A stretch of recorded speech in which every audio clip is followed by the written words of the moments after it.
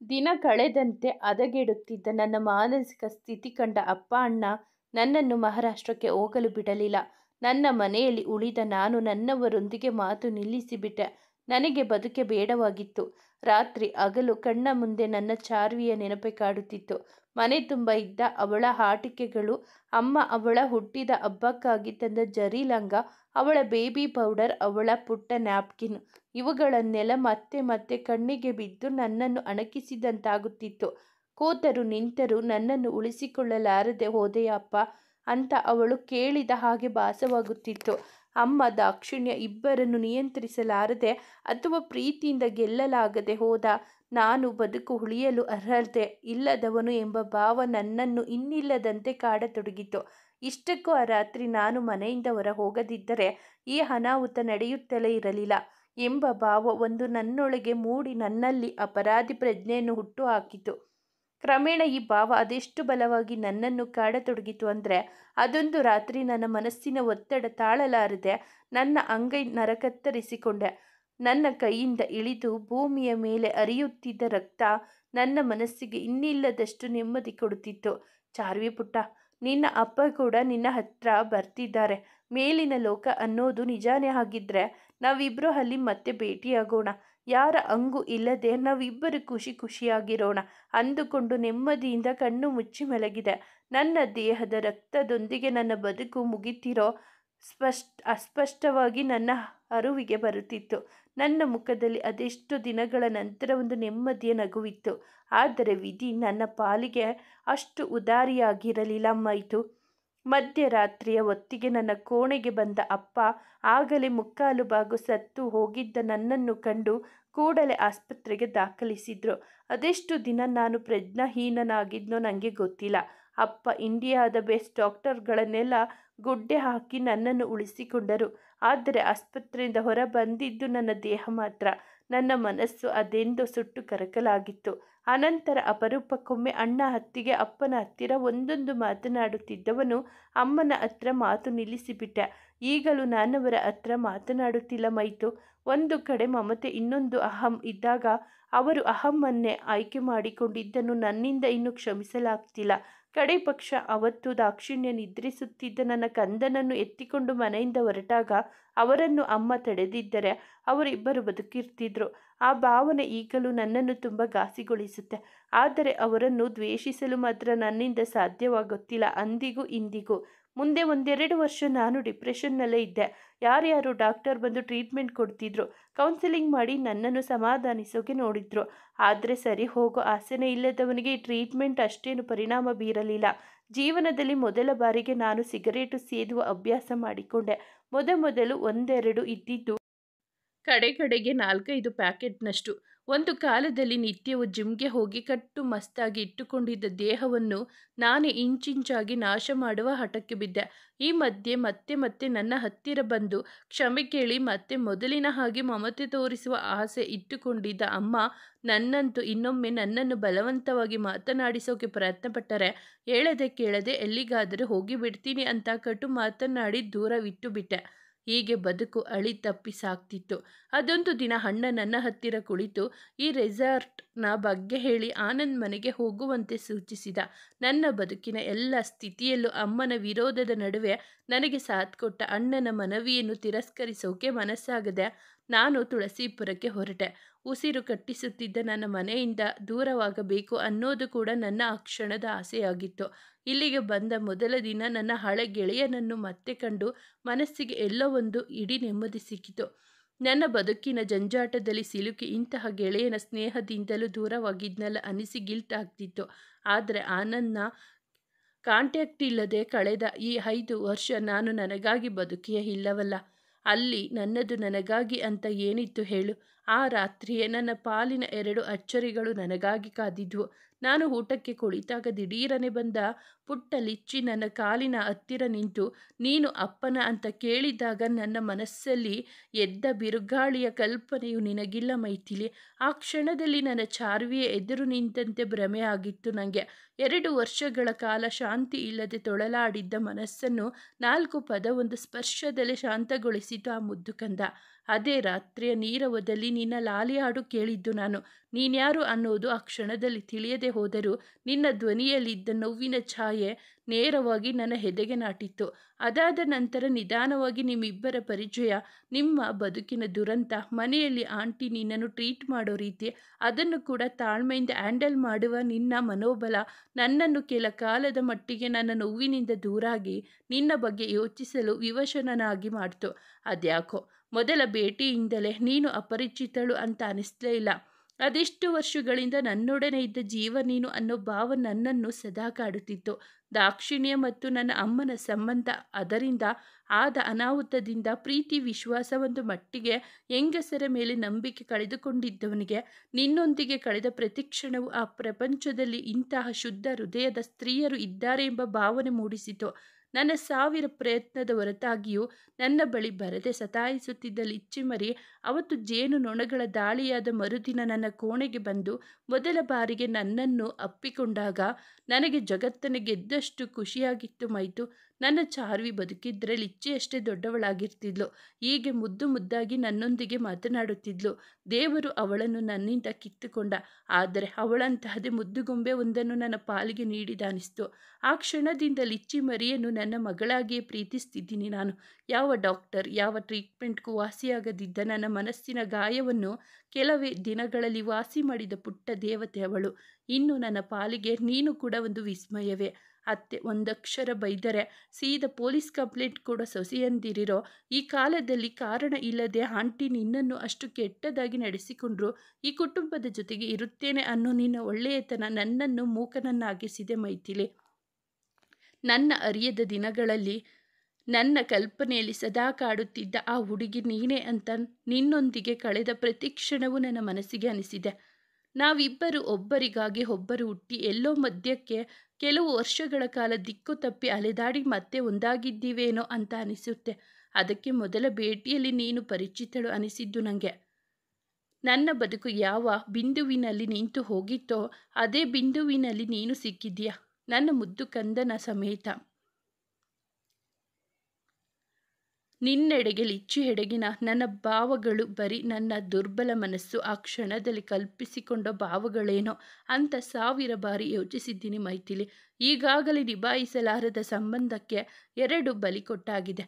ನಾನು ಮತ್ತೆ ಹೊಸ ಕನಸನ್ನು ಹೊಸೆದು ಅದಕ್ಕೆ ಸ್ಪಷ್ಟತೆ ಸಿಗದೆ ಮತ್ತೆರಡು ಜೀವಗಳ ಜೊತೆ ಆಟವಾಡಲಾರೆ.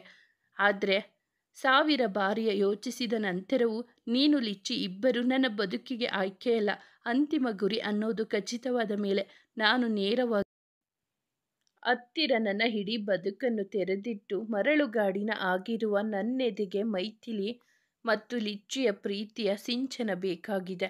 ನನ್ನ ಉಸಿರಿರೋ ತನಕ ಅವರನ್ನು ನನ್ನ ಎದೆಯೊಳಗಿಟ್ಟು ಕಾಪಾಡ್ತೀನಿ. ಅವರಿಬ್ಬರನ್ನು ನನಗೆ ಕೊಡ್ತೀಯಾ ಅಂತ ಕೇಳಿಕೊಂಡೆ. ನನ್ನ ಜೀವದ ಗೆಳೆಯ ನನ್ನ ಜೀವನವನ್ನು ನನಗೆ ಮತ್ತೆ ಕೊಡೋಕೆ ಖುಷಿಯಿಂದ ಒಪ್ಪಿದ. ಅದಾದ ನಂತರ ನಿನ್ನೆಡೆಗೆ ನನ್ನ ಹೆಜ್ಜೆ ಆರಂಭವಾಗಿದ್ದು ಮೈತು. ನನ್ನ ಅದೃಷ್ಟ ಈ ಬಾರಿ ನನ್ನ ಕೈ ಬಿಟ್ಟಿಲ್ಲ. ನಿನ್ನ ಕಣ್ಣಲ್ಲೂ ನನಗಾಗಿ ಪ್ರೀತಿಯ ಹೊರತೆ ನೋಡಿದ್ದೀನಿ ನಾನು. ಆದರೆ ಅದನ್ನು ನಿನ್ನ ಮಾತಿನಿಂದ ಕೇಳಬೇಕಿದೆ ನನಗೆ. ಈಗ ಹೇಳು ಮೈತು, ನನ್ನೆಲ್ಲ ಕತೆ ವ್ಯಥೆಯನ್ನು ಕೇಳಿದ ನಂತರವೂ ನನ್ನನ್ನು ಪ್ರೀತಿಸುತ್ತೀಯಾ? ಸೂತ್ರ ಹರಿದ ನನ್ನ ಬದುಕಿಗೆ ಸೂತ್ರವಾಗಿ ಬರ್ತೀಯಾ? ನನ್ನ ಮನಸ್ಸಿನಲ್ಲಿ ನಿನಗಾಗಿ ಲಿಚ್ಚಿಗಾಗಿ ಇರುವ ಸಾಗರದಷ್ಟು ಪ್ರೀತಿಯನ್ನು ನಿಮಗೆ ನೀಡೋ ಅವಕಾಶ ನನಗೆ ಕೊಡ್ತೀಯಾ? ಇಂದು ಸಂಜೆ ಈ ಸಮುದ್ರ ತೀರದಲ್ಲಿ ನನ್ನೊಂದಿಗೆ ಇಷ್ಟು ಹೆಜ್ಜೆಗೆ ಹೆಜ್ಜೆ ಬೆರೆಸಿದ್ದೀಯಾ? ಇದೇ ರೀತಿ ನನ್ನ ಬದುಕಿನ ಕೊನೆ ತನಕ ನನ್ನೊಂದಿಗೆ ಹೆಜ್ಜೆ ಬೆರೆಸ್ತೀಯಾ? ಸೂರ್ಯ ಮೈಥಿಲಿಯ ಸಮೀಪ ತೀರ ಉಸಿರಿನಷ್ಟು ಸಮೀಪ ಬಂದು ಅವಳ ಕಣ್ಣೊಳಗೆ ಕಣ್ಣಿಟ್ಟು ಕೇಳಿದ. ಮೈಥಿಲಿಯ ತನು ಹಗುರಾಗಿ ಕಂಪಿಸಿತು. ಇಂದು ಸಂಜೆ ಅವನರೊಂದಿಗೆ ಸಮುದ್ರ ತೀರದಲ್ಲಿ ಹೆಜ್ಜೆ ಹಾಕಲಾರಂಭಿಸಿದಾಗ ಸೂರ್ಯ ಏನು ಮಾತನಾಡುವನೋ ಎಂಬ ಸಂಕೋಚ ಕುತೂಹಲ ಭರಿತ ಕಾತರವಿತ್ತು. ಅವನೆಡೆಗೆ ಸಣ್ಣಗೆ ಒಲವು ಮೂಡಿದ ಗಳಿಗೆಯಿಂದ ತನ್ನಂತಹ ಒಂದು ಮಗುವಿನ ತಾಯಿ ಸೂರ್ಯನಂತಹ ಹುಡುಗನ ಬಗ್ಗೆ ಕನಸು ಕಾಣುವುದು ತಪ್ಪಾದೀತೇನೋ ಎಂಬ ಭಾವ ಪ್ರತಿ ಬಾರಿ ಅವಳ ಹೆಜ್ಜೆ ಹಿಂದಿಡುವಂತೆ ಮಾಡುತ್ತಿತ್ತು. ಮುಂದೆ ಅವನು ನೇರವಾಗಿ ತನ್ನ ಬದುಕಿನ ಕಥೆಯನ್ನು ಹಂಚಿಕೊಳ್ಳತೊಡಗಿದಂತೆ ಅವನ ನೋವಿಗೆ ಕರಗಿ ಮನ ಅವನಿಗಾಗಿ ಮರುಗಿತ್ತು. ತಾವಿಬ್ಬರು ಒಂದೇ ದೋಣಿಯ ಪಯಣಿಗರು. ಸೂರ್ಯ ತನಗಿಂತ ಹೆಚ್ಚಿನ ನೋವನ್ನು ಅನುಭವಿಸಿದ್ದಾನೆ ಅನಿಸಿ ಅವನೆಡೆಗಿನ ಪ್ರೀತಿ ಇನ್ನೂ ಹೆಚ್ಚಾದಂತೆ ಭಾಸವಾಗತೊಡಗಿತ್ತು. ಈಗ ಸೂರ್ಯ ನೇರವಾಗಿ ತನ್ನ ಮನಸ್ಸನ್ನು ತೆರೆದಿಟ್ಟಿದ್ದಾನೆ. ಎಲ್ಲವನ್ನು ಹೇಳಿ ತನ್ನ ಒಂದು ಒಪ್ಪಿಗೆಗಾಗಿ ಜೀವ ಅಂಗೈಗೆ ತಂದು ಕಾಯುತ್ತಿದ್ದಾನೆ. ಜೀವನದ ಮೊಟ್ಟ ಮೊದಲ ಪ್ರೇಮ ನಿವೇದನೆ ಅವನಿಗೂ ತನಗೂ. ಮೈಥಿಲಿಯ ಕೆನ್ನೆ ಮುಳುಗುತ್ತಿದ್ದ ಸೂರ್ಯನಂತಾಯ್ತು. ಸೂರ್ಯನ ಕಣ್ಣಲ್ಲಿ ಉಕ್ಕಿ ಹರಿಯುತ್ತಿದ್ದ ಪ್ರೇಮ ಧಾರೆಯನ್ನು ಎದುರಿಸಲಾರದೆ ಅವಳ ಕತ್ತು ಕೆಳಬಾಗಿತು. ಏನು ಮಾಡಬೇಕು ಏನು ಹೇಳಬೇಕು ತೋಚದೆ ಚಡಪಡಿಸುತ್ತಿದ್ದ ಅವಳ ಸ್ಥಿತಿ ಕಂಡ ಸೂರ್ಯ ನಸುನಗುತ್ತಾ ಅವಳ ಗಲ್ಲವನ್ನು ತೋರು ಬೆರಳಿನಿಂದ ಮೇಲೆತ್ತಿದ. ಏಳು ಮೈತು, ಇಲ್ಲಿಯವರೆಗಿನ ನಮ್ಮಿಬ್ಬರ ನೋವಿಗೂ ವಿದಾಯ ಹೇಳಿ ಹೊಸ ಜೀವನ ಆರಂಭಿಸೋಣವ. ನನ್ನಲ್ಲಿ ನಿನಗೆ ಒಲವಿದೆಯಾ? ಸೂರ್ಯನ ಧ್ವನಿಯ ಬಿಸುಪಿಗೆ ಮೈಥಿಲಿಯ ಲಜ್ಜೆ ಆತಂಕವನ್ನು ಕರಗಿಸುವ ಶಕ್ತಿ ಇತ್ತು. ಒಪ್ಪಿಗೆ ಎಂಬಂತೆ ಅವಳು ಕತ್ತು ಅಲುಗಾಡಿಸಿದಾಗ ಸೂರ್ಯ ಈ ಜಗವನ್ನೇ ಗೆದ್ದವನಂತೆ ಖುಷಿಯಿಂದ ಬೀಗಿ ಹೋದ. ಆ ಕ್ಷಣ ಸುತ್ತಲಿನ ಸಮುದ್ರ, ಸೂರ್ಯಾಸ್ತ, ಜನಜಂಗುಳಿ ಎಲ್ಲವೂ ಮಾಯವಾಗಿ ಈ ಪ್ರಪಂಚದಲ್ಲಿ ಇರುವ ಭ್ರಮೆಯಾಗತೊಡಗಿತು ಅವನಿಗೆ. ತನ್ನ ಕೈಯ ಅಳತೆಯ ದೂರದಲ್ಲಿದ್ದ ಮೈಥಿಲಿಯನ್ನು ಹಗುರವಾಗಿ ತನ್ನತ್ತ ಎಳೆದುಕೊಂಡು ತನ್ನ ಎದೆಗೊರಗಿಸಿಕೊಂಡವನೇ ಅವಳ ನೆತ್ತಿಯ ಮೇಲೊಂದು ಹೂ ಮುತ್ತನ್ನಿಟ್ಟ. ಅವನ ಸ್ಪರ್ಶದಲ್ಲಿ ಇಡೀ ಬದುಕಿಗೆ ಬೇಕಾದ ಭರವಸೆ ಸಿಕ್ಕಂತೆ ಭಾಸವಾಯಿತು ಮೈಥಿಲಿಗೆ. ಅವಳಿಗರಿವಿಲ್ಲದೆ ಕಣ್ಣಂಚಿನಿಂದ ಹುರುಳಿದ ಹನಿಯೊಂದು ಸೂರ್ಯನ ಎದೆಯ ಬಿಸಿಯಲ್ಲಿ ಕರಗಿ ಹೋಯಿತು. ಈ ಸ್ಪರ್ಶ ನೀಡುತ್ತಿದ್ದ ಭದ್ರತಾ ಭಾವವನ್ನು ಮೈಥಿಲಿ ಮನದಾಳದಿಂದ ಅನುಭವಿಸಿದರೆ ಮುಂದಿನ ಬದುಕಿನ ಕನಸಿನೆಡೆಗೆ ಮೊದಲ ಮೆಟ್ಟಿಲಾದ ಮೈಥಿಲಿಯ ಸಾನ್ನಿಧ್ಯವನ್ನು ಸೂರ್ಯ ಅಂತರಂಗದೊಳಗೆ ದಾಖಲಿಸಿಕೊಳ್ಳುತ್ತಿದ್ದ. ಸೂರ್ಯ ಆಗಲೇ ಕತ್ತಲಾಯಿತು. ಹೊರಡೋಣ್ವಾ? ಸ್ವಲ್ಪ ಹೊತ್ತಿನ ನಂತರ ಸಂಕೋಚಗೊಂಡು ದೂರ ಸರಿದ ಮೈಥಿಲಿ ಕೇಳಿದರೆ ಸೂರ್ಯ ನಸುನಕ್ಕ. ಮೈಥಿಲಿಯ ಈ ಲಜ್ಜೆ ಅವನಿಗೆ ಎಂದಿನಿಂದಲೂ ಪ್ರಿಯವೇ. ಹಿಂತಿರುಗಿ ಬರುವಾಗ ಇಬ್ಬರ ನಡುವೆ ಮಧುರವಾದ ಮೌನವೊಂದು ಹರಡಿಕೊಂಡಿತ್ತು. ಜೊತೆಗೆ ಇಡುತ್ತಿದ್ದ ಹೆಜ್ಜೆಗಳಲ್ಲಿ ವರ್ಣಿಸಲಾರದ ಆಹ್ಲಾದ. ಸೂರ್ಯ, ಈ ಬಂಧ ಸುಲಭವಾದದ್ದು ಅಂತ ನಿಮಗೆ ಅನಿಸುತ್ತಾ? ತಟ್ಟನೆ ಮೌನವನ್ನು ಸೀಳಿ ಕೇಳಿದಳು ಮೈಥಿಲಿ. ಒಂದು ಕ್ಷಣ ಸುಮ್ಮನೆ ಅವಳತ್ತ ನೋಡಿದ ಸೂರ್ಯ ಅವಳ ಹಸ್ತವನ್ನು ತನ್ನ ಕೈಯಲ್ಲಿ ಭದ್ರವಾಗಿ ಹಿಡಿದು ಸ್ಥಿರ ಧ್ವನಿಯಲ್ಲಿ ನುಡಿದ. ನನ್ನ ಈ ಎರಡನೇ ಜನ್ಮಕ್ಕೆ ಕೇವಲ ನಾನು ಮಾತ್ರ ಹಕ್ಕುದಾರ ಮೈತು. ಇಲ್ಲಿ ಬೇರೆ ಯಾರ ಹಸ್ತಕ್ಷೇಪವೂ ಸಲ್ಲದು. ಅಷ್ಟು ಭರವಸೆ ನನ್ನ ಮೇಲೆ ಬಂದಾಗ ನಂತರವೇ ನಿನ್ನೆಡೆಗೆ ನಾನು ಕೈಚಾಚಿದ್ದು. ಆ ನನ್ನ ನಂತರ ಕೇವಲ ನಿನ್ನ ಒಪ್ಪಿಗೆ ಮಾತ್ರ ಬೇಕಿತ್ತು ನನಗೆ. ಈಗ ಅದು ಸಿಕ್ಕಂತಾಗಿದೆ. ಅಂದ ಮೇಲೆ ಬೇರೆ ಯಾವ ವಿಷಯವೂ ನನ್ನನ್ನು ತಡೆಯಲಾರದು. ಯಾಕೆ ಮಾಯಿತು? ನನ್ನ ಮೇಲೆ ಭರವಸೆ ಇಲ್ವಾ? ಮೈಥಿಲಿಯ ಬಾಯಿ ಕಟ್ಟಿ ಹೋಯಿತು. ನಂಬಿಕೆ ನಿಮ್ಮ ಮೇಲಿದೆ ಸೂರ್ಯ. ಹಾಗೆ ನಿಮ್ಮನ್ನು ಪ್ರೀತಿಸಲು ನನಗೆ ಯಾರ ಒಪ್ಪಿಗೆಯೂ ಬೇಕಿಲ್ಲ. ಆದರೆ ಈ ಬದುಕನ್ನು ನಿಮ್ಮೊಂದಿಗೆ ಬೆಸೆಯುವ ಮುನ್ನ ನನ್ನ ಸುತ್ತಲಿರುವ ಸಂಕೊಲೆಗಳನ್ನು ಬಿಡಿಸಿಕೊಂಡು ಬರುವಷ್ಟು ಗಟ್ಟಿತನ ನನ್ನಲ್ಲಿ ಇದೆಯಾ ಅನ್ನೋ ಸ್ಪಷ್ಟತೆ ನನ್ನಲ್ಲಿಲ್ಲ. ಮೈಥಿಲಿ ತನ್ನ ಮನದ ಸಣ್ಣ ಆತಂಕವನ್ನು ಹೇಳಲು ಬಾಯಿ ತೆರೆಯುತ್ತಿದ್ದಂತೆ ದೂರದಲ್ಲಿ ಆನಂದನ ಜೊತೆ ತನ್ನತ್ತಲೇ ಧಾವಿಸಿ ಬರುತ್ತಿದ್ದ ಲಿಚ್ಚಿ ಕಣ್ಣಿಗೆ ಬಿದ್ದೊಡನೆ ಸೂರ್ಯ ಎಲ್ಲ ಮರೆತವನಂತೆ ಲಿಚ್ಚಿಮರಿ ಎಂದು ಕೂಗುತ್ತಾ ಅವಳತ್ತ ಧಾವಿಸಿದ. ಒಂದೇ ಉಸಿರಿನಲ್ಲಿ ಓಡಿ ಬಂದ ಲಿಚ್ಚಿ ಸೂರ್ಯನ ತೋಳಿಗೊರಗಿ, ಸುಯಾ ನೋಡಿಲಿ ನನ್ನ ಹೊಸ ಗೊಂಬೆ ಎನ್ನುತ್ತಾ ಸಂಭ್ರಮದಿಂದ ತನ್ನ ಹೊಸ ಆಟಿಕೆ ತೋರಿಸುತ್ತಿದ್ದರೆ ಮೈಥಿಲಿಯ ಮನದ ಮಾತು ಅವಳಲ್ಲೇ ಉಳಿದು ಹೋಗಿತ್ತು. ತನ್ನ ತೋಳಿನಲ್ಲಿ ಕುಳಿತು ಆಗಷ್ಟೇ ಕೊಂಡು ತಂದ ಹೊಸ ಆಟಿಕೆಗಳನ್ನು ತೋರಿಸಿ ತೊದಲು ನುಡಿಯಲ್ಲಿ ಸಂಭ್ರಮ ಪಡುತ್ತಿದ್ದ ಲಿಚ್ಚಿಯನ್ನು ಒಮ್ಮೆ ದಿಟ್ಟಿಸಿ ನೋಡಿ ಅವಳನ್ನು ಇನ್ನಿಲ್ಲದ ಮಮಕಾರದಿಂದ ಅಪ್ಪಿಕೊಂಡ ಸೂರ್ಯ ಅಕ್ಕರೆಯಿಂದ ಅವಳ ತಲೆ ಸವರಿದ. ಇಂದಿನಿಂದ ನೀನು ನನ್ನ ಮಗಳು ಲಿಚ್ಚಿಮರಿ. ನಿನ್ನ ಅಮ್ಮ ಆ ಅಧಿಕಾರ ನನಗೆ ಕೊಡೋಕೆ ಒಪ್ಪಿಕೊಂಡಿದ್ದಾರೆ. ನನ್ನ ಕೊನೆ ಉಸಿರಿರೋ ತನಕ ನಿನ್ನನ್ನು ನಿನ್ನ ಅಮ್ಮನನ್ನು ನನ್ನ ಕಣ್ಣ ರೆಪ್ಪೆಯೊಳಗಿಟ್ಟು ನೋಡಿಕೊಳ್ತೀನಿ. ಅವನ ಕಣ್ಣಲ್ಲಿ ಖುಷಿಯ ನೀರಿನ ಪೊರೆ. ಸೂರ್ಯನ ಮುಖ ನೋಡಿದ ಆನಂದ್ಗೆ ಮೈಥಿಲಿಯ ಉತ್ತರವೇನಿತ್ತು ಅನ್ನೋದು ತಿಳಿದು ಹೋಯಿತು. ಅವನ ಮುಖದಲ್ಲಿನ ನಗುವೆ ಅವನಿಗಾದ ಖುಷಿಯನ್ನು ಸಾರಿ ಹೇಳುತ್ತಿತ್ತು. ಅವನತ್ತ ಧಾವಿಸಿ ಅಪ್ಪಿಕೊಂಡವನೇ ಅವನ ಕಿವಿಯಲ್ಲಿ ಕಂಗ್ರಾಟ್ಸ್ ಗೆಳೆಯ ಎಂದ. ಸೂರ್ಯನ ಮುಖದಲ್ಲಿ ಅರೆಯದ ಹುಡುಗನ ನಾಚಿಕೆ. ಇತ್ತ ಅಂಬಿಕಾ ಕೂಡ ಮೈಥಿಲಿಯನ್ನು ಕೊಂಚ ದೂರಕ್ಕೆ ಎಳೆದೊಯ್ದು, ಮೈಥಿಲಿ ಏನಾಯಿತು, ಎಲ್ಲ ಓಕೆನಾ ಎಂದಾಗ ಸೂರ್ಯ, ಆನಂದ್, ಅಂಬಿಕಾ ಎಲ್ಲರ ಮುಖದಲ್ಲೂ ಉಕ್ಕಿ ಹರಿಯುತ್ತಿರುವ ಸಂತಸದ ಹೊನಲನ್ನು ಕಂಡ ಮೈಥಿಲಿ ತನ್ನ ಮನಸ್ಸಿನ ಸಣ್ಣ ಆತಂಕವನ್ನು ಆ ಕ್ಷಣಕ್ಕೆ ಬದಿಗೊತ್ತಿ ಅಂಬಿಕಾಳತ್ತ ಒಮ್ಮೆ ನೋಡಿ ತಲೆ ತಗ್ಗಿಸಿದಳು. ಕೊಂಚ ದೂರದಲ್ಲಿ ನಿಂತು ತನ್ನತ್ತಲೇ ನೋಡುತ್ತಾ ಆನಂದ್ಗೆ ಏನೋ ಹೇಳುತ್ತಿದ್ದ ಸೂರ್ಯ ಅವಳ ಕೆನ್ನೆಯನ್ನು ಅವಳಿಗರಿವಿಲ್ಲದಂತೆಯೇ ಮತ್ತೊಮ್ಮೆ ಕೆಂಪಗಾಗಿಸಿದ್ದ. ಮೈಥಿಲಿ ಅಂಬಿಕಾಳನ್ನು ಅಪ್ಪಿಕೊಂಡು ಅವಳ ಭುಜದಲ್ಲಿ ಮುಖ ಮರೆಸಿಕೊಂಡವಳು. ಅವಳ ಲಜ್ಜೆಯಲ್ಲೇ ಅಂಬಿಕಾಗೆ ಉತ್ತರ ಸಿಕ್ಕಾಯಿತು. I am so happy Maithu. ಅವಳನ್ನು ಅಪ್ಪಿಕೊಂಡು ನುಡಿದ ಅಂಬಿಕಾ ತನ್ನ ಆನಂದ ಬಾಷ್ಪವನ್ನು ಒರೆಸಿಕೊಂಡು ಆ ಸಂಜೆಯ ಸೂರ್ಯಾಸ್ತ 2 ಜೀವಗಳ ಅಲ್ಲ 3 ಜೀವಗಳ ಹೊಸ ಬದುಕಿಗೆ ನಾಂದಿಯಾಗಿತ್ತು. ಅಲ್ಲಿಂದ ಹೊರಟು ಮನೆಗೆ ಬಂದು ಎಲ್ಲರೂ ಒಟ್ಟಿಗೆ ಕುಳಿತು ಊಟ ಮಾಡುವಾಗ ಮೈಥಿಲಿಯದ್ದು ಮಿಶ್ರ ಭಾವಗಳ ನಡುವೆ ಸಿಲುಕಿ ಒದ್ದಾಟ. ತನ್ನ ಪ್ರೇಮ ನಿವೇದನೆ ಫಲಪ್ರದವಾದ ಖುಷಿಯಲ್ಲಿ ಮಿಂದೆದ್ದ ಸೂರ್ಯನ ಕಣ್ಣಲ್ಲಿ ತನ್ನೆಡೆಗಿನ ಉಕ್ಕಿ ಹರಿಯುತ್ತಿರುವ ಪ್ರೇಮಧಾರೆ ನೀಡುತ್ತಿದ್ದ ಕಚಗುಳಿ ಒಂದು ಕಡೆ, ಆನಂದ್ ಅಂಬಿಕಾ ಕಣ್ಣಲ್ಲಿ ಕಾಣುತ್ತಿದ್ದ ತನ್ನನ್ನು ರೇಗಿಸುವ ನಗು ತರುತ್ತಿದ್ದರೆ ಸಂಕೋಚ ಲಜ್ಜೆ ಇನ್ನೊಂದು ಕಡೆ. ಹೊಸ ಬಂಧಕ್ಕೆ ಒಪ್ಪಿಕೊಂಡಾದ ನಂತರ ಮುಂದೇನಾದೀತೋ ಎಂಬ ಸ್ತ್ರೀ ಸಹಜ ಆತಂಕ ಒಂದು ಕಡೆ. ಮೈಥಿಲಿ ಯಾಕಮ್ಮ ಊಟ ಇಷ್ಟ ಆಗಲಿಲ್ಲವಾ? ಅಂಬಿಕಾಳ ಅಜ್ಜಿ ಪ್ರೀತಿಯಿಂದ ಕೇಳಿದಾಗ ತನ್ನ ಯೋಚನೆಗಳಿಂದ ಹೊರಬಂದು ಬೆಚ್ಚಿಬಿದ್ದ ಮೈಥಿಲಿ, ಇಲ್ಲ ಅಜ್ಜಿ, ಚೆನ್ನಾಗಿದೆ, ತುಂಬ ಚೆನ್ನಾಗಿದೆ ಎಂದು ತೊದಲಿದವಳೆ ಬೇಗ ಬೇಗ ಊಟ ಮಾಡುವ ಯತ್ನದಲ್ಲಿ ಗಂಟಲಿಗೆ ಹತ್ತಿಸಿಕೊಂಡು ಕೆಮ್ಮತೊಡಗಿದಳು. ಅಂಬಿಕಾ ನೀರಿನ ಲೋಟವನ್ನು ನೀಡುವ ಮುನ್ನವೇ ಸೂರ್ಯನ ಕೈ ಲೋಟದ ಸಮೇತ ಮುಂದೆ ಬಂದಾಗಿತ್ತು. ಆನಂದ್ ಅಂಬಿಕಾ ಒಮ್ಮೆ ಮುಖ ನೋಡಿಕೊಂಡು ಸಣ್ಣಗೆ ನಕ್ಕರು. ಊಟದ ನಂತರ ಲಿಚ್ಚಿಯೊಂದಿಗೆ ಅವಳು ಸಾಕೆನ್ನುವಷ್ಟು ಹೊತ್ತು ಆಟ ಮಾತುಕತೆ ನಡೆಸಿದ ಸೂರ್ಯ ಹಾಗೆ ತನ್ನ ಕೈ ಮೇಲೆ ನಿದ್ರೆ ಹೋದ ಅವಳನ್ನು ಎತ್ತಿಕೊಂಡು ಮೈಥಿಲಿ ಮತ್ತು ಅಂಬಿಕಾ ಇದ್ದ ಕೋಣೆಗೆ ಹೋಗಿ ಅವಳನ್ನು ಮೈಥಿಲಿಯ ಕೈಗೆ ಹಸ್ತಾಂತರಿಸಿದ. ಅಲ್ಲಿಂದ ಹೊರಡುವ ಮುನ್ನ ಅಂಬಿಕಾ ಅವಳೆಡೆಗೆ ತಿರುಗಿ ಸ್ನೇಹ ಬೆರೆತ ಧ್ವನಿಯಲ್ಲಿ ಗುಡ್ ನೈಟ್ ಎಂದ. ಆದರೆ ಮೈಥಿಲಿಯ ಮೇಲೆ ಹರಿದ ದೃಷ್ಟಿ ಮಾತ್ರ ಅಲ್ಲಿಂದ ಕದಲಲೊಲ್ಲದು. ಲಿಚ್ಚಿಯನ್ನು ತನ್ನ ಭುಜದ ಮೇಲೆ ಮಲಗಿಸಿಕೊಂಡು ಹಾಗೆ ನಿಂತಿದ್ದ ಮೈಥಿಲಿಯದು ಇದೇ ಪರಿಸ್ಥಿತಿ. ತನ್ನ ಕಣ್ಣುಗಳನ್ನು ಕಟ್ಟಿ ಹಾಕಿರುವ ಈ ಹುಡುಗನಿಂದ ದೃಷ್ಟಿ ತಪ್ಪಿಸಲಾರದೆ ಒದ್ದಾಡುತ್ತಾ ಅವಳು ಸುಮ್ಮನೆ ನಿಂತಿದ್ದನ್ನು ಸ್ವಲ್ಪ ಹೊತ್ತು ಕಂಡ ಅಂಬಿಕಾ, ಹಲೋ ಲವ್ ಬರ್ಡ್ಸ್, ಏನು ಬೆಳಗಿನ ತನಕ ಹೀಗೆ ದೃಷ್ಟಿ ಯುದ್ಧ ಮಾಡ್ತಾ ನಿಂತಿರೋ ಪ್ಲ್ಯಾನ್ ಇದೆಯಾ ಹೇಗೆ? ಹಾಗೇನಾದರೂ ಯೋಚನೆ ಇದ್ದರೆ ಧಾರಾಳವಾಗಿ ಮಾಡ್ಕೊಬಹುದು, ನಾನಂತೂ ಡಿಸ್ಟರ್ಬ್ ಮಾಡೋದಿಲ್ಲ ಎಂದು ನಾಟಕ ಮುಚ್ಚಿಕೊಂಡಾಗ ಎಚ್ಚೆತ್ತು ಮೈಥಿಲಿ ನಾಚಿ ಹಿಂದೆ ಸರಿದಳು. Good night ಮೈತು. ಸೂರ್ಯನ ಪ್ರೀತಿ ತುಂಬಿದ ಗಾಢ ಧ್ವನಿ ಅವಳಲ್ಲಿ ಅದೇನೋ ಸಂಚಲನ ಮೂಡಿಸಿತು. ಗುಡ್ ನೈಟ್ ಸೂರ್ಯ. ಅವಳ ಧ್ವನಿ ಸಮಾಧಾನ ನೀಡಿದಾಗ ಮತ್ತೊಮ್ಮೆ ಮಲಗಿದ್ದ ಪುಟ್ಟ ಲಿಚ್ಚಿಯನ್ನು ಕಣ್ತುಂಬ ನೋಡಿ ಸೂರ್ಯ ಅಲ್ಲಿಂದ ಸರಿದು ಹೋದ. ಲಿಚ್ಚಿಯನ್ನು ಮಲಗಿಸಿ ಇತ್ತ ತಿರುಗಿದ ಮೈಥಿಲಿಗೆ ಕಂಡಿದ್ದು ಅಂಬಿಕಾಳ ಕಣ್ಣಲ್ಲಿ ಉಕ್ಕಿ ಹರಿಯುತ್ತಿದ್ದ ತುಂಟನಗು. ಆಹಾ ಮೈತು, ಜೀವನದಲ್ಲಿ ಇಂತಹ ಒಂದು ದಿನ ಬರಬಹುದು ಅಂತ ನಾನು ಕನಸಿನಲ್ಲಿಯೂ ಎಣಿಸಿರಲಿಲ್ಲ. ನನ್ನ ಮೈತು ಲವ್ನಲ್ಲಿ ಬಿದ್ದು ಕೆಂಪು ಟೊಮೊಟೊ ಥರ ಆಗಿದ್ದಾಳಲ್ಲ ದೇವ್ರೆ, ಈ ಕಣ್ಣು ಕೊಟ್ಟಿದ್ದು ಸಾರ್ಥಕ ಆಯಿತು.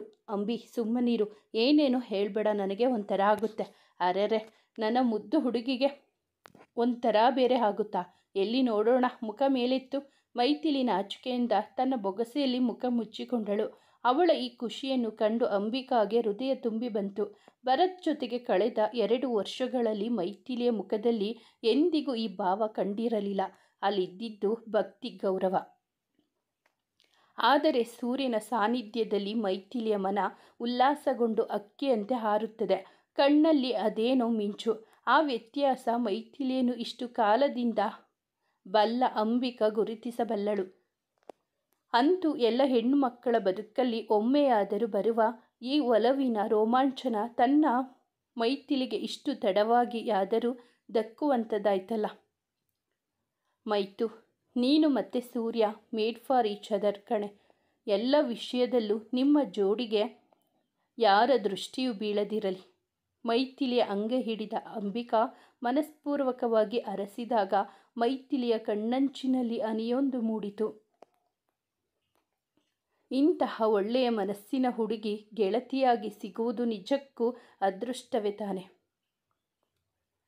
ಎಲ್ಲೋ ಒಂದು ಕಡೆ ಅಮ್ಮ, ಅಪ್ಪ, ಭರತ್ ಎಲ್ಲರೂ ಒಬ್ಬೊಬ್ಬರಾಗಿ ತನ್ನ ಕೈ ಬಿಟ್ಟು ಹೋದಾಗ ತನ್ನಂತಹ ದುರಾದೃಷ್ಟವಂತೆ ಈ ಭೂಮಿಯಲ್ಲಿ ಇನ್ನೆಲ್ಲೂ ಇರಲಾರರೇನೋ ಎಂಬ ಭಾವ ಸಾಕಷ್ಟು ಬಾರಿ ಅವಳನ್ನು ಕಾಡಿತ್ತು. ಆದರೆ ಲಿಚ್ಚಿಯಂತಹ ಮುದ್ದು ಕಂದ, ಆನಂದ್ನಂತಹ ಸಹೋದರ, ಅಂಬಿಕಾಳಂತಹ ಗೆಳತಿ, ಈಗ ಸೂರ್ಯನ ಪ್ರೇಮ ಎಲ್ಲವೂ ತನಗೆ ಸಿಕ್ಕಿದೆ. ತಾನೊಂದುಕೊಂಡಷ್ಟು ಕೆಟ್ಟಿಲ್ಲ ನನ್ನ ಅದೃಷ್ಟ. ಮೈಥಿಲಿ ಮನದಲ್ಲೇ ಕಾಣದ ದೇವರಿಗೆ ಕೈ ಮುಗಿದಳು. ಆ ರಾತ್ರಿ ಅದೆಷ್ಟೋ ಹೊತ್ತು ಸೂರ್ಯನ ನೋಟವೇ ಅವಳನ್ನು ಕಾಡುತ್ತಿತ್ತು. ತನ್ನ ನಿದ್ರೆಯನ್ನು ದೂರ ಮಾಡಿ ಏನೋ ಚಂದದ ಚಡಪಡಿಕೆಯನ್ನು ಹುಟ್ಟು ಹಾಕಿರುವ ಈ ಭಾವದ ಹೆಸರೇನು? ಪ್ರೇಮ ಎಂದರೆ ಇದೇನಾ? ಸೂರ್ಯ ಎದುರಿಗಿರುವಾಗ ನಾಚಿ ತಲೆ ತಗ್ಗಿಸುವಂತಾಗುವ ಅವನು ಕಣ್ಣಿಂದ ಮಾಯವಾದೊಡನೆ ಮತ್ತೆ ಕಣ್ಣೆದುರು ಬೇಕೆನಿಸುವ ಮನಸ್ಸಿನ ಈ ಕಣ್ಣ ಮುಚ್ಚಾಲೆ ಆಟ ನೀಡುವ ಪುಳಕಕ್ಕೆ ಸೋಲದಿರಲು ಮೈಥಿಲಿಯಿಂದ ಸಾಧ್ಯವೇ? ಎಷ್ಟಾದರೂ ಮೊದಲ ಪ್ರೇಮ. ಈಗಷ್ಟೇ ಮನದಲ್ಲಿ ಮೂಡಿರುವ ಕಾಮನ ಬಿಲ್ಲಿನ ಚಿತ್ತಾರದಿಂದ ಪಾರಾಗಲು ಅವಳಿಗೆ ಸಾಧ್ಯವಾಗದು. ಮರುದಿನ ಬೆಳಿಗ್ಗೆ ಎದ್ದು ಎಲ್ಲರೂ ಬೇಗ ಬೇಗ ಸಿದ್ಧರಾಗಿ ಹೊರಟು ನಿಂತಾಗ ಅಂಬಿಕಾಳ ಅಜ್ಜಿ ತಾತ ಪ್ರೀತಿಯಿಂದ ಅವರನ್ನು ಬೀಳ್ಕೊಟ್ಟರು. ಇದ್ದ 3-4 ದಿನಗಳಲ್ಲಿ ಮನೆ ಮಂದಿಯಂತೆಯೇ ಹೊಂದಿಕೊಂಡು ಇಡೀ ಮನೆಯಲ್ಲಿ ಉಲ್ಲಾಸ ಮೂಡಿಸಿದ ಈ ಅತಿಥಿಗಳ ನಿರ್ಗಮನ ಅವರಿಗೆ ಬೇಸರದ ವಿಷಯವೇ. ಆದರೆ ಇದು ಅನಿವಾರ್ಯ ಕೂಡ. ಅಂಬಿಕಾ ಪತಿ ಇನ್ನೊಂದು ದಿನದಲ್ಲಿ ಉಡುಪಿಗೆ ಬರುವವರಿದ್ದರಾದ್ದರಿಂದ ಅವಳನ್ನು ಹೊರತುಪಡಿಸಿ ಉಳಿದವರೆಲ್ಲರೂ ಹೊರಟರು. ಇನ್ನೇನು ಕಾರು ಹೊರಡಬೇಕು ಅನ್ನುವಷ್ಟರಲ್ಲಿ ಕಿಟಕಿಯಿಂದ ಬಾಗಿ ಮೈಥಿಲಿಯ ಕಿವಿಯ ಬಳಿ ಬಂದು, ನಿನ್ನ ಮೊದಲ ಪ್ರೀತಿಯನ್ನು ಎಂಜಾಯ್ ಮಾಡು ಮೈತು. ಈ ಹ್ಯಾಂಡ್ಸಮ್ ಹುಡುಗ ಪ್ರೇಮಿಯಿಂದ ನಿನ್ನ ಗಂಡನಾಗೋವರೆಗೂ ಈ ಮಧ್ಯದ ಸಮಯ ತುಂಬ ಮಧುರವಾಗಿದ್ದು ಇಡೀ ಜೀವನ ನೆನಪಿನಲ್ಲಿ ಉಳಿಯೋ ಕಾಲ ಅದು. ಹಾಗಂತ ಸೂರ್ಯನ ಜಾಸ್ತಿ ಸತಾಯಿಸ್ಬೇಡ. ಆದಷ್ಟು ಬೇಗ ಎಲ್ಲರಿಗೂ ವಿಷಯ ತಿಳಿಸಿ ಮುಂದಿನ ಹೆಜ್ಜೆಯ ಬಗ್ಗೆ ಯೋಚಿಸಿ ಆಯ್ತಾ? ಅಲ್ಲಿಯವರೆಗೆ ಅಪರೂಪಕ್ಕೊಮ್ಮೆ ಆದರೂ ಅವನನ್ನು ವಿಚಾರಿಸ್ಕೊ. ವಿಚಾರಿಸೋದು ಅಂದರೆ ಏನು ಅಂತ ಗೊತ್ತಿಲ್ಲ, ನಾನೇ ಹೇಳಲಾ ಎಂದು ಕಣ್ಣು ಮಿಟುಕಿಸಿದಾಗ ಅವಳ ಮಾತಿನ ಅರ್ಥ ಹೊಡೆದು ಮೈಥಿಲಿಯ ಮುಖಕ್ಕೆ ಮೈಯ ರಕ್ತವೆಲ್ಲ ಚಿಮ್ಮಿದಂತಾಯಿತು. ಹೋಗೋ ಅಂಬಿ. ನಸು ಮನಸ್ಸಿನಿಂದ ಅವಳು ರೇಗಿದರೆ, ಸರಿಯಮ್ಮ ನಾನು ಹೋಗ್ತೀನಿ, ಈಗ ನಿನಗೆ ಬೇಕಾದವರು ನಿನ್ನ ಪಕ್ಕದಲ್ಲೇ ಇದ್ದಾರಲ್ಲ ಎಂದು ಮತ್ತೆ ರೇಗಿಸಿ ದೂರ ಸರಿದು ನಿಂತಳು ಮೈಥಿಲಿ. ಡ್ರೈವಿಂಗ್ ಸೀಟಿನಲ್ಲಿ ಕುಳಿತಿದ್ದ ಸೂರ್ಯ ಕಿವಿಗೆ ಇವರ ಪಿಸುಮಾತಿ ಅಸ್ಪಷ್ಟವಾಗಿ ಆದರೂ ಬೀಳದಿರಲಿಲ್ಲ. ಎದುರಿನ ಕನ್ನಡಿಯಿಂದ ಮೈಥಿಲಿಯತ್ತ ನೋಡಿದ ನೋಟದಲ್ಲಿ ಅಪ್ಪಟ ತುಂಟತನ. ಲಿಚ್ಚಿಯನ್ನು ಇನ್ನಷ್ಟು ಹತ್ತಿರ ಮಡಿಲಿಗೆಳೆದುಕೊಂಡು ಕುಳಿತ ಮೈಥಿಲಿ ಮತ್ತೆ ಸೂರ್ಯನತ್ತ ನೋಡುವ ಸಾಹಸ ಮಾಡಲಿಲ್ಲ. ಹೋಗುವಾಗ ಅನಿಶ್ಚಿತತೆಯಿಂದ ಕೂಡಿದ್ದ 2 ಮನಗಳಿಗೂ ಈಗ ತಮ್ಮ ಮುಂದಿನ ಗುರಿ ಸ್ಪಷ್ಟವಾಗಿತ್ತು. ಜೊತೆಗೆ ಆ ಗುರಿಯನ್ನು ಕ್ರಮಿಸುವಾಗ ಬರಬಹುದಾದ ಅಡೆತಡೆಗಳ ಬಗ್ಗೆ ಕೂಡ ಒಂದು ಮಟ್ಟಿಗೆ ಅರಿವಿತ್ತು. ಇನ್ನು ಮುಂದೆ ಏನು ನಡೆಯಲಿದೆಯೋ ಸದ್ಯಕ್ಕೆ ಆ ಭಗವಂತನಿಗಷ್ಟೇ ಗೊತ್ತು. ಒಲಿದ ಮನಗಳಿಗೆ ಪ್ರೀತಿಯ ನಿವೇದನೆ ನಂತರ ಇದು ಮೊದಲ ಸಹ ಪಯಣ. ಎಂದಿಗೂ ವಿಶೇಷವಾದುದೇ. ಉಡುಪಿಯಿಂದ ತುಳಸೀಪುರಕ್ಕೆ ಹಿಂತಿರುಗಿದ ಮೈಥಿಲಿ ಹಳೆಯ ಮೈಥಿಲಿಯಾಗಿರಲಿಲ್ಲ. ಇಷ್ಟು ದಿನ ನೀರಸ ಎನಿಸುತ್ತಿದ್ದ ಬದುಕಲ್ಲೀಗ ಸೂರ್ಯೋದಯವಾಗಿದೆ. ಅವಳ ಬೆಳಗು ಇತ್ತೀಚೆಗೆ ಬೆಳಿಗ್ಗೆ ಬೇಗ ಎದ್ದು ತನಗಾಗಿ ಪ್ರತೀಕ್ಷೆ ಮಾಡುತ್ತಾ ಮಹಡಿಯ ಇನ್ನೊಂದು ತುದಿಯಲ್ಲಿ ನಿಲ್ಲುವ ಸೂರ್ಯನ ಮುಖ ನೋಡಿಯೇ ಆರಂಭವಾದರೆ, ದಿನದ ಕೊನೆಯೂ ಅದೇ ಮಹಡಿಯಲ್ಲಿ ನಿಂತು ಮುಗುಳು ನಗೆಯ ಮೂಲಕವೇ ಹೇಳುವ ಗುಡ್ ನೈಟ್ ಲಿಚ್ಚಿಯ ಜೊತೆಗೆ ಸೂರ್ಯನಿಗಾಗಿಯೂ ಆಡುವ ಲಾಲಿ ಹಾಡಿನೊಂದಿಗೆ ಮುಕ್ತಾಯ. ಬೆಳಿಗ್ಗೆ ತಾನು ಶಾಲೆಗೆ ಹೊರಡುವ ತನಕ ಲಿಚ್ಚಿಯ ಜೊತೆಗಿದ್ದು ಅವಳೊಂದಿಗೆ ಹರಟುತ್ತಾ ಶಾಲೆಗೆ ಸಿದ್ಧಳಾಗಲು ಅವಳಿಗೆ ಸಹಾಯ ಮಾಡುತ್ತಾ ಮಧ್ಯೆ ಮಧ್ಯೆ ತನ್ನತ್ತ ದೃಷ್ಟಿಯ ಬಾಣವನ್ನು ತೂರುತ್ತಾ ಎಲ್ಲಾದರೂ ಅಪ್ಪಿತಪ್ಪಿ ಕಣ್ಣೋಟ ಬೆರೆತಾಗ ಆ ಚಿಕ್ಕ ಕ್ಷಣದಲ್ಲಿ ಇಡೀ ದಿನಕ್ಕಾಗುವಷ್ಟು ಪ್ರೀತಿಯನ್ನು ಕಣ್ಣಲ್ಲಿ ರವಾನಿಸುವ ಸೂರ್ಯ ಅವಳ ಜೀವನೋತ್ಸಾಹವನ್ನು ದಿನೇ ದಿನೇ ಹೆಚ್ಚಿಸಿದ. ಮಧ್ಯಾಹ್ನ ತಾನು ಮನೆಗೆ ಬಂದ ನಂತರ ಸಂಜೆಯ ತನಕ ಸೂರ್ಯ ಮತ್ತು ಆನಂದ್ನ ದಾರಿ ಕಾಯುವ ಗಳಿಗೆಯಂತೂ ಮೈಥಿಲಿಗೆ ಅತ್ಯಂತ ಪ್ರಿಯ. ಆದರೆ ಈ ನಡುವೆ ಚಿಗುರು ರೆಸಾರ್ಟ್ ಕೆಲಸ ಹೆಚ್ಚಾಗಿದ್ದು ಗೆಳೆಯರಿಬ್ಬರು ಮನೆ ಸೇರುವುದೇ ಸಂಜೆ 6:30-7 ಹೊತ್ತಿಗೆ. ಸಂಜೆ ಲಿಚ್ಚಿಯೊಂದಿಗೆ ಒಬ್ಬಳೇ ಕೆರೆಯ ದಡದಲ್ಲಿ ಕುಳಿತಿರುತ್ತಿದ್ದ ಮೈಥಿಲಿಗೆ ತನ್ನ ಒಂಟಿ ಪಯಣ ಇನ್ನೇನು ಕೆಲವೇ ದಿನಗಳಲ್ಲಿ ಮುಗಿಯಲಿದೆ ಎಂಬ ಭರವಸೆ, ಸಂತೋಷ, ಬೆನ್ನಲ್ಲೇ ಚಿಕ್ಕ ಆತಂಕ. ಮುಂದೆ ಏನಾಗುವುದೋ ಎಂಬ ಯೋಚನೆ ಕಾಡತೊಡಗಿದಾಗ ಕೆರೆಯ ದಡದ ಪ್ರಶಾಂತ ವಾತಾವರಣವು ಮನಸ್ಸಿಗೆ ನೆಮ್ಮದಿ ನೀಡದೆ ಸೀದಾ ಅಲ್ಲಿಂದೆದ್ದು ಮನೆಯತ್ತ ಧಾವಿಸುವ ಮನಸ್ಸಾಗುತ್ತಿತ್ತು.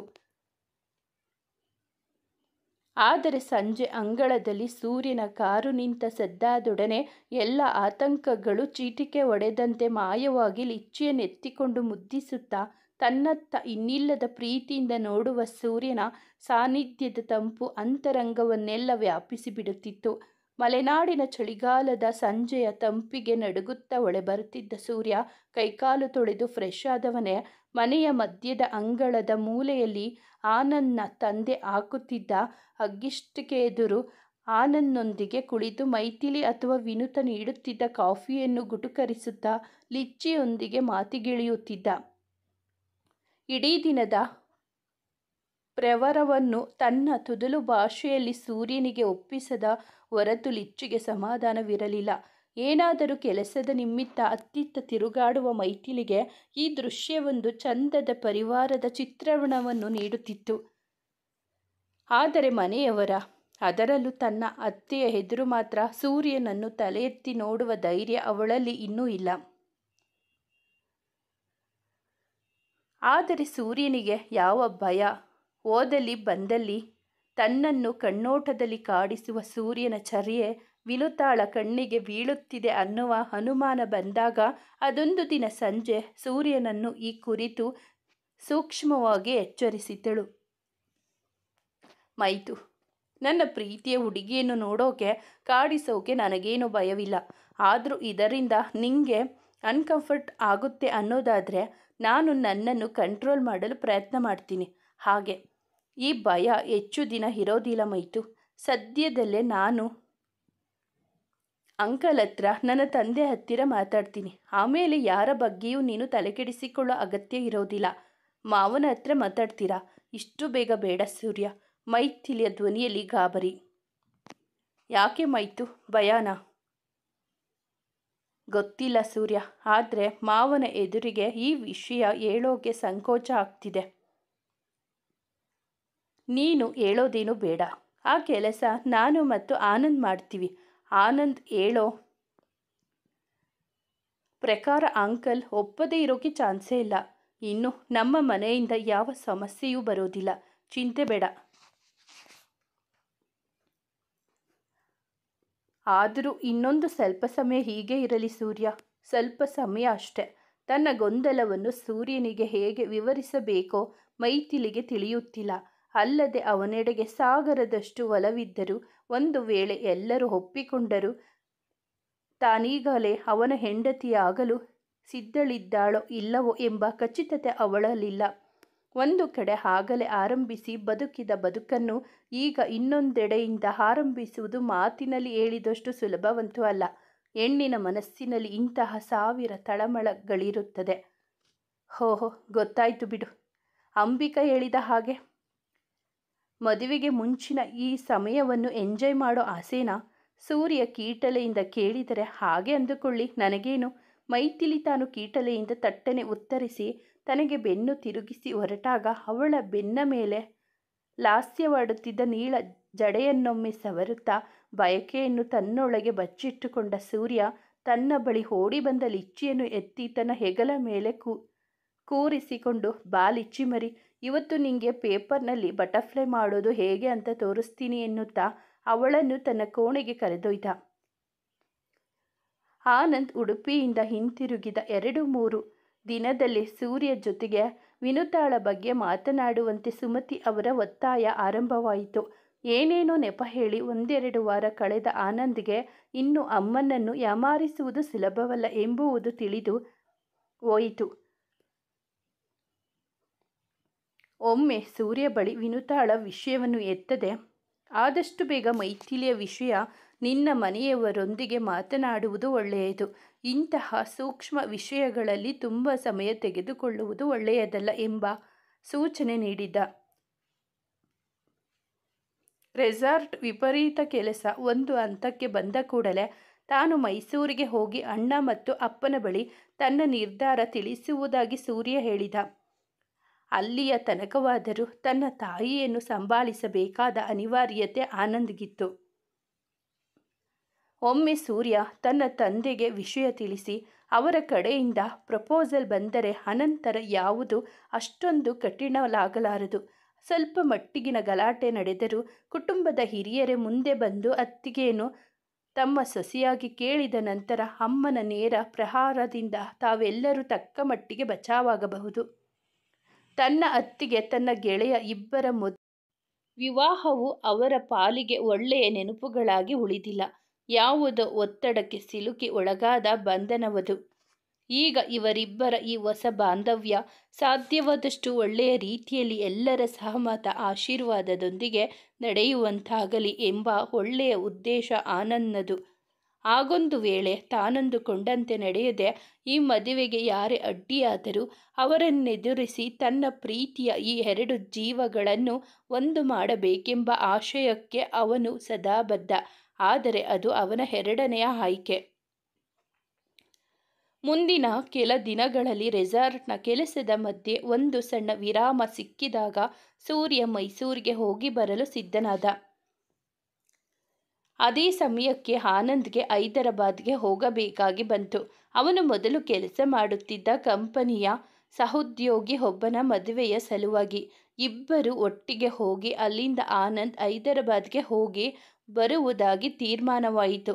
ಸುಮತಿ ಅಂತೂ ಸೂರ್ಯ ಮನೆಯಲ್ಲಿರುವ ಒಂದು ದಿನದಲ್ಲಿ ಅವರ ಹೆತ್ತವರ ಬಳಿ ಸೂಕ್ಷ್ಮವಾಗಿ ವಿಷಯ ಪ್ರಸ್ತಾಪಿಸುವಂತೆ ಆನಂದ್ ತಲೆ ತಿಂದು ಬಿಟ್ಟರು. ಅದೇ ಮಾತು ಪದೇ ಪದೇ ಕೇಳಿ ಕಿರಿಕಿರಿಗೊಳಗಾದ ಆನಂದ್,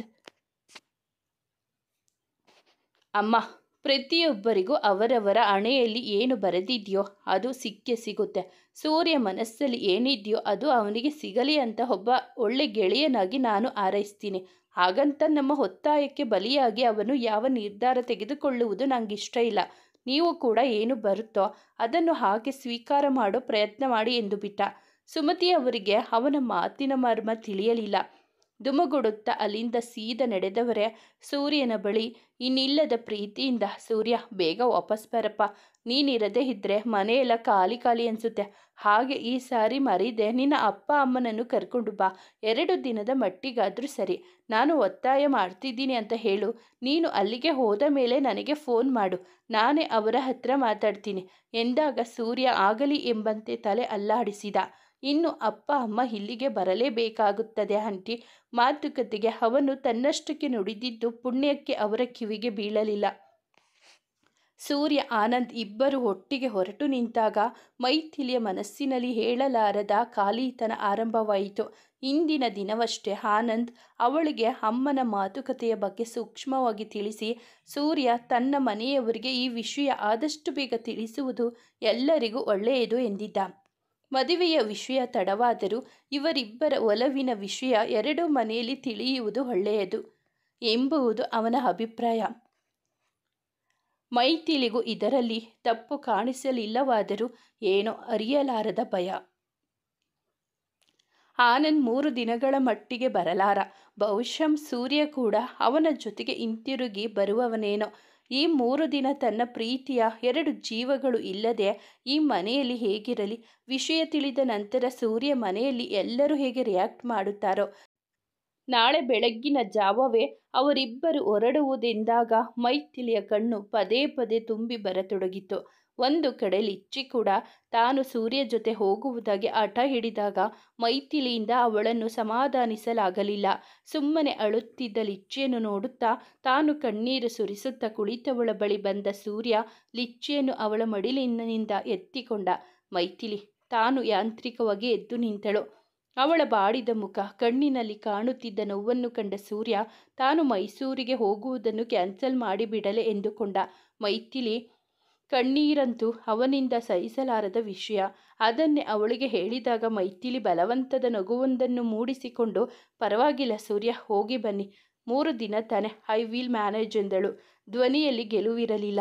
ಅವಳತ್ತ ಅಕ್ಕರೆಯಿಂದ ನೋಡಿದ ಸೂರ್ಯ, ಶಾಶ್ವತವಾಗಿ ನಿನ್ನೊಂದಿಗೆ ಇರಲು ಬೇಕಾದ ವ್ಯವಸ್ಥೆ ಮಾಡೋಕೆ ಅಂತಾನೆ ನಾನು ಇವತ್ತು ಹೋಗ್ತಿರೋದು ಮೈತು. ನಿಮ್ಮಿಬ್ಬರನ್ನು ಬಿಟ್ಟಿರೋದು ನನಗೆ ಸುಲಭವಲ್ಲ. ಬಹುಶಃ ಇದೇ ಕೊನೆ ಸಾರಿ ಹೀಗೆ ನಾನು ನಿನ್ನನ್ನು ಬಿಟ್ಟು ಹೋಗೋದು. ಆಮೇಲೆ ಏನಿದ್ದರೂ ಎಲ್ಲಿಗೆ ಹೋಗೋದಾದರೂ ನಾವು 3 ಜೊತೆಗೆ ಹೋಗೋದು ಅಷ್ಟೇ ಎಂದ. ಇದಕ್ಕೂ ಮೈಥಿಲಿಯ ಪೇಲವ ನಗುವಷ್ಟೇ ಉತ್ತರ. ಅದೇಕೋ ಸೂರ್ಯ ಆನಂದ್ ಇಬ್ಬರು ಹೊರಡುವ ತೀರ್ಮಾನ ಕೈಗೊಂಡಾಗಲಿಂದ ಅವಳೆದೆಯಲ್ಲಿ ಏನೋ ಸಂಕಟ, ಯಾಕೋ ಏನೋ ಕೆಡಕಾಗುವುದೆಂಬ ಶಂಕೆ. ಬೇಡ ಬೇಡವೆಂದರೂ ಮನಸ್ಸು ಕೇಡನ್ನೇ ಸೂಚಿಸತೊಡಗಿದಾಗ ಅದೇಕೋ ತಡೆಯಲಾರದೆ ತನ್ನನ್ನೇ ಮರೆತು ಸೂರ್ಯನ ಎದೆಗೊರೆಗೆ ಹತ್ತು ಬಿಟ್ಟಳು. ಸೂರ್ಯನಿಗೆ ಅವಳ ಒಳಗಿನ ತಳಮಳ ಅರ್ಥವಾಗಲಿಲ್ಲ. ತನ್ನನ್ನು ಬಿಟ್ಟಿರಲಾರದೆ ಅಳುತ್ತಿದ್ದಾಳೆ ಎಂದೇ ಭಾವಿಸಿಕೊಂಡು ಲಿಚ್ಚಿಯೊಂದಿಗೆ ಅವಳನ್ನು ತಬ್ಬಿಕೊಂಡು ಅವಳ ನೆತ್ತಿಗೊಂದು ಮುತ್ತಿಕ್ಕಿ, ಅಳಬೇಡ ಮೈತು, ನೀನು ಹೀಗಿದ್ದರೆ ನನಗೆ ಕಷ್ಟ ಆಗುತ್ತೆ. ಒಂದು ಸಾರಿ ನನ್ನನ್ನು ನಗುತ್ತಾ ಕಳುಹಿಸಿಕೊಡು, ಬೇಗ ಹೋಗಿ ಬೇಗ ಬಂದು ಬಿಡ್ತೀನಿ, ಪ್ಲೀಸ್ ಮೈತು, ಅಳಬೇಡ ಎಂದ. ತನ್ನಮ್ಮ ಅಳುವುದನ್ನು ಕಂಡು ಲಿಚ್ಚಿ ಕೂಡ ಅವಳ ಕಣ್ಣೊರೆಸುತ್ತಾ, ಅಲಬೇಡ ಅಮ್ಮ, ಸೂಯ ಬೇಗ ಬತ್ತಾನೆ, ಚಾಕಿ ತಗೊಂಡು ಬತ್ತಾನೆ ಎಂದಾಗ ಮೈಥಿಲಿಗೆ ತನ್ನ ಕಂದನ ಮೇಲೆ ಮುದ್ದು ಉಕ್ಕಿ ಬಂತು. ಕಣ್ಣೊರೆಸಿಕೊಂಡು ಸೂರ್ಯನಿಂದ ದೂರ ಸರಿದು ಲಿಚ್ಚಿಯನ್ನು ಅವನ ಕೈಯಿಂದ ತೆಗೆದುಕೊಂಡು, ಓಕೆ ಸೂರ್ಯ, ನನ್ನ ಬಗ್ಗೆ ಬೇಜಾರು ಮಾಡ್ಕೊಬೇಡಿ. ನೀವು ಮತ್ತು ಅಣ್ಣ ಇಬ್ಬರು ಒಟ್ಟಿಗೆ ಹೊರಟಿದ್ದು ನೋಡಿ ಸ್ವಲ್ಪ ಬೇಜಾರಾಯಿತು ಅಷ್ಟೇ. ನೀವು ಹೋಗಿ ಮಲ್ಕೊಳ್ಳಿ, ನಾಳೆ ಬೆಳಿಗ್ಗೆ ಬೇಗ ಹೇಳಬೇಕು ಅಲ್ವಾ ಎಂದಳು. That's like a good girl. ಎಲ್ಲಿ ಒಂದು ಚಂದದ ಸ್ಮೈಲ್ ಕೊಡು, ಮತ್ತೆ ರಾತ್ರಿ ಚೆನ್ನಾಗಿ ನಿದ್ರೆ ಮಾಡಿ ಬೆಳಗ್ಗೆ ನಾನು ಹೊರಡುವಾಗ ನಿನ್ನ ಹರಳಿದ ಮುಖವನ್ನು ನನಗೆ ತೋರಿಸಬೇಕು, ಸರಿನಾ? ನಿನ್ನ ಅಳು ಮುಖ ನೆನಪಾದರೆ ನಾನು ಅಲ್ಲಿ ನೆಮ್ಮದಿಯಿಂದ ಇರೋಕ್ಕಾಗಲ್ಲ. ಸರಿ ಸೂರ್ಯ, ನೀವು ನೆಮ್ಮದಿಯಿಂದ ಮಲಗಿ, ಗುಡ್ ನೈಟ್. ಸೂರ್ಯ ಮತ್ತೆ ಅವಳ ಬಳಿ ಬಂದು ಲಿಚ್ಚಿಯನ್ನು ಒಮ್ಮೆ ಎತ್ತಿಕೊಂಡು ಅವಳ ಕೆನ್ನೆಯ ಮೇಲೆ ಮುತ್ತೊಂದನ್ನು ಒತ್ತಿ ಮೈಥಿಲಿಯನ್ನು ಸಮೀಪದಿಂದ ಒಮ್ಮೆ ಕಣ್ತುಂಬ ನೋಡಿದ. ಅಂತಹ ದುಃಖದಲ್ಲಿ ಅವನ ನೇರ ನೋಟಕ್ಕೆ ಅವಳ ಮುಖ ಕೆಂಪಾಯಿತು. ಮೈಥಿಲಿ ಅಲ್ಲಿಂದ ಹೊರಟು ತನ್ನ ಕೋಣೆಯತ್ತ ಹೋಗುವವರೆಗೂ ಅವಳತ್ತಲೇ ನೋಡುತ್ತಿದ್ದ ಸೂರ್ಯ ಅವಳು ತನ್ನತ್ತ ಒಂದು ದೀರ್ಘ ದೃಷ್ಟಿ ಬೀರಿ ಕೋಣೆ ಒಳ ನಡೆದ ನಂತರ ಭಾರವಾದ ಮನಸ್ಸಿನಿಂದ ಕೋಣೆಯತ್ತ ನಡೆದ. ಹೊರಗೆ ಅದೆಷ್ಟೇ ಸ್ಟ್ರಾಂಗ್ ಅಂತ ತೋರಿಸಿಕೊಂಡರೂ ಲಿಚ್ಚಿ ಮತ್ತು ಮೈಥಿಲಿಯನ್ನು 3 ದಿನ ಅಗಲಿರುವುದು ಅವನಿಗೆ ಎಲ್ಲರಿಗಿಂತಲೂ ಕಷ್ಟ. ಆದರೆ ಮೊದಲೇ ಕುಗ್ಗಿ ಹೋಗಿರುವ ಮೈಥಿಲಿ ಎದುರು ತನ್ನ ಮನಸ್ಸಿನ ಒದ್ದಾಟ ತೋರಿಸಿಕೊಳ್ಳಬಾರದೆಂದು ಆದಷ್ಟು ಸಮಾಧಾನದಿಂದ ಇರುವಂತೆ ವರ್ತಿಸಿದ್ದ ಅಷ್ಟೆ. ಆ ರಾತ್ರಿ ಇಬ್ಬರಿಗೂ ಸರಿಯಾದ ನಿದ್ದೆ ಇಲ್ಲ. ಪದೇ ಪದೇ ಎಚ್ಚರವಾಗಿ ನೀರು ಕುಡಿಯುತ್ತಿದ್ದ ಮೈಥಿಲಿಗೆ ಏನು ಮಾಡಿದರೂ ನಿಲ್ಲದ ಸಂಕಟ. ಅತ್ತ ತನ್ನ ವ್ಯಾಲೆಟ್ನಲ್ಲಿದ್ದ ತಾನು ಉಡುಪಿಯಲ್ಲಿ ತೆಗೆದಿದ್ದ ಲಿಚ್ಚಿ ಮತ್ತು ಮೈಥಿಲಿಯ ಫೋಟೋವನ್ನು ಪದೇ ಪದೇ ನೋಡುತ್ತಾ ಅದನ್ನು ಎದೆಗತ್ತಿಕೊಂಡ ಸೂರ್ಯ. ಮೈತು, ಲಿಚ್ಚಿ ಮರಿ, ಆದಷ್ಟು ಬೇಗ ನಾವು ಮೂವರು ಒಂದು ಚಂದದ ಗೂಡನ್ನು ಕಟ್ಟಿಕೊಂಡು ಎಲ್ಲರಿಂದ ದೂರವಾಗಿ ನಮ್ಮದೇ ಲೋಕದಲ್ಲಿ ಬದುಕೋಣ ಎಂದುಕೊಂಡು ತನ್ನಲ್ಲೇ ಮುಗುಳ್ನಕ್ಕ. ಮರುದಿನ ಬೆಳಿಗ್ಗೆ ಹೇಳಲಿರುವ ಸುನಾಮಿಯ ಸೂಚನೆಯೂ ಇಲ್ಲದೆ ಮಲಗಿದ್ದ ಈ ಇಬ್ಬರಿಗೂ ಮುಂದಿನ ದಿನಗಳಲ್ಲಿ ಊಹಿಸಲಾರದ ತಿರುವೊಂದು ಕಾಯುತ್ತಿತ್ತು. ಮುಂದುವರೆಯುವುದು. ಸ್ನೇಹಿತರೆ, ಈ ಕತೆ ನಿಮಗೆ ಇಷ್ಟವಾಗಿದ್ದರೆ ದಯವಿಟ್ಟು ಒಂದು ಲೈಕ್ ಮಾಡಿ, ನಮ್ಮ ಚಾನಲನ್ನು ಸಬ್ಸ್ಕ್ರೈಬ್ ಆಗಿ, ಪಕ್ಕದಲ್ಲಿರುವ ಬೆಲ್ ಬಟನ್ ಕ್ಲಿಕ್ ಮಾಡಿ, ನಿಮ್ಮ ಫ್ರೆಂಡ್ಸ್ ಆ್ಯಂಡ್ ಫ್ಯಾಮಿಲಿಗೆ ಈ ಕಥೆಯನ್ನು ಶೇರ್ ಮಾಡಿ. ಕಥೆಯನ್ನು ಕೇಳಿದ್ದಕ್ಕಾಗಿ ಧನ್ಯವಾದಗಳು.